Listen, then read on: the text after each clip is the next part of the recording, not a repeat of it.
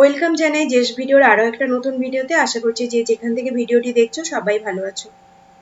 আজকে হলো রবিবার, রবিবারের এখন সকাল 9টা। সকালটা আমার হয়েছে অনেক সকালেই, কিন্তু আমি ব্লগটা শুরু করছি 9টা থেকে। আর তোমরা জানোই আমি সকালে উঠে সব থেকে আগে যে কাজটা করি সেটা হলো আমার গাছপালাগুলোকে একটু দেখা। আমার ভালো লাগে তাই আমি দেখতে আসি। আর অনেকদিন পরে দেখলাম একটা জবা ফুল ফুটেছে পিঙ্ক কালারের। আমার 3টে জবা ফুলের গাছ আছে, কিন্তু ওই একটা পিঙ্ক কখনো ফোটে, কখনো একটা রেড ফোটে, আর হলুদটার কি হয়েছে আমি জানি না, কিছুতেই গাছে কুড়ি আসছে না। তো প্রচন্ড বৃষ্টির জন্য কি হচ্ছে না, গাছের দেখছি জল জমে যাচ্ছে আর গাছপালাগুলো কেমন হয়ে যাচ্ছে। তো এখানে না পঙ্কজ গাছের বাজার থেকে চলে এসছে, ও নিয়ে এসেছিল একটু মৌসম্বি শশা। তো আমি সব শশাটা ফ্রিজে রেখেছি, একটা বের করে রেখেছিলাম মানে খাওয়ার জন্য। আর কেটেছি শাক, পেঁয়াজ কেটে নিয়েছি, আর এখানে মাটনটাকে ম্যারিনেট করে রেখেছি দই, হলুদ, লঙ্কা, জিরে, ধনে সবকিছু দিয়ে তেল দিয়ে ম্যারিনেট করে রেখে দিয়েছি। আর দুটো আলু কেটেছি, কারণ মাটনে বেশি আলু ওর ভালো লাগে না। এই যে আলুটা দেখছো সেটা শুধু আমার জন্য।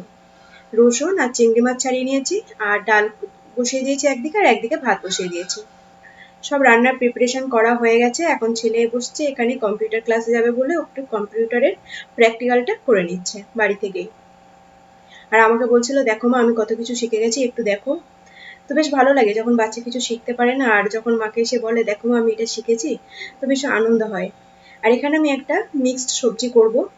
সব রকম কেটে নিয়েছি, আলু, বটবুটি, পেঁয়াজ, আর কি আছে এর মধ্যে, টমেটো, সব কিছু দিয়ে ভালো করে মশলাগুলো মিশিয়ে নিয়ে আর তেলের মধ্যে দিয়ে দেবো একসাথে। শাকটা ভাজা করেছি, আর ডালটা করে নিয়েছি অফ ক্যামেরা, সেটা তো আর দেখালাম না। এখানে তেলের মধ্যে দিয়ে দিলাম পাঁচফোড়ন আর সব সবজিগুলো দিয়ে। এর মধ্যে কোনো জল দেবো না, ভালো করে কষিয়ে নিয়ে গ্যাসের ফ্লেমটা আস্তে করে ঢাকা দিয়ে দেবো। এর থেকে যে জলটা বেরোবে এই জলেই ওই সবজিটা সিদ্ধ হয়ে যাবে। এটা অ্যাকচুয়ালি বলে বাটি চচ্চড়ি। ও এর মধ্যে বটবুটি দিয়েছি, বেগুন দিয়েছি, সবকিছু আর কি দিয়েছি। এটা খেতে বেশ ভালো লাগে। যেহেতু আমি মটন খাই না, মানে খাই না বলতে কি আমার হেলথের জন্য আমি মটনটা খাই না। মটন আমার ভালোই লাগে, ডক্টর বারণ করেছে সেজন্য মটনটা খাওয়া হয় না। তো যেটা খাই মটনের আলুটা খাই। এখানে আমি মটনটাকেও বসিয়ে দিয়েছি।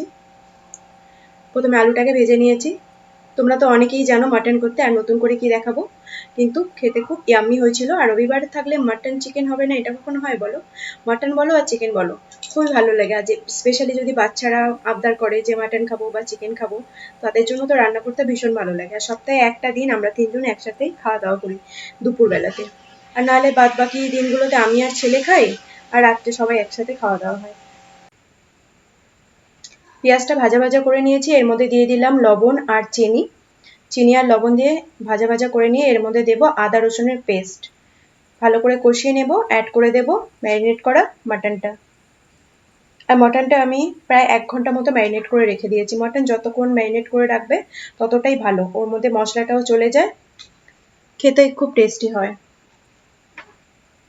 মাটনটা দিয়ে ভালো করে কষিয়ে নেব, নিয়ে এর মধ্যে আলু দিয়ে যতটা ঝোল আর কি আমি রাখবো সেই ততটা পরিমাণে জল দিয়ে 5টা মতো সিটি দিয়ে নেব। আর এই যে কড়াইটা দেখছো, এটা আমার কড়াই কাম প্রেসার কুকার। কড়াইয়েরও কাজ করে, প্রেসার কুকারেরও কাজ করে।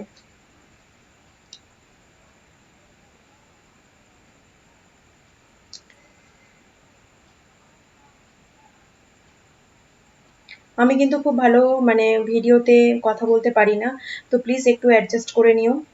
আস্তে আস্তে অবশ্যই আমি শিখে যাব কিভাবে কথা বলতে হয়, কারণ আমি অনেক ভুলভাল বলি।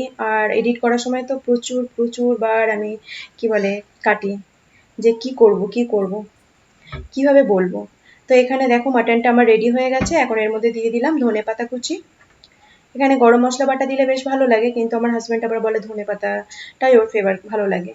তো এই জন্য ধনেপাতা দিয়েছি। আর এখানে চচ্চড়িটা হয়ে গেছে, ভাজা হয়ে গেছে, ভাত হয়ে গেছে, কিন্তু ডালটা কোথায় আমি খুঁজে পাচ্ছি না ভিডিওতে, মনে হয় ক্লিপটা আমি নিইনি। আর এখানে আমি ছেলের জন্য করেছি মাটন, আর ভাতটা ওকে দিয়ে দিয়েছি। ও মাটন ছাড়া আর অন্য কিছু খাবে না। তো চলো, আর বিকালে গেছিলাম একটু সোনার দোকানে।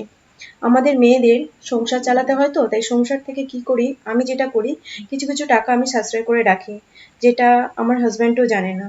তো সেই টাকাটা আমি আমার হাজব্যান্ডকে বললাম যে আমাকে একটা ছোট কানের কিনে দেবে। তো আমার হাজব্যান্ড বললো ছোট কানের নিয়ে কি করবে, চলো তোমার যেটা পছন্দ তো সেটাই কিনে দেবো। তো এই হারটা আমার পছন্দ হয়েছে। এই হারটা অন্য একজন পছন্দ করে নিয়েছে, তো ওনার এই হারটা আমার পছন্দ হয়েছে, আমি ওই হারটাকেই অর্ডার দিয়ে এসেছি।